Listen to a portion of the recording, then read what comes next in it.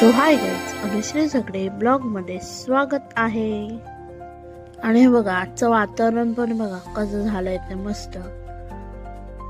आता दापोलीत आली स्टँडला आणि आज कॉलेजला होतं ते वेस्टर्न डे आणि नंतर आलो आम्ही कॉलेजला. तर सर्वांचं आता फोटोशूट वगैरे चालू होतं, फोटो वगैरे सर्वजण काढत होते.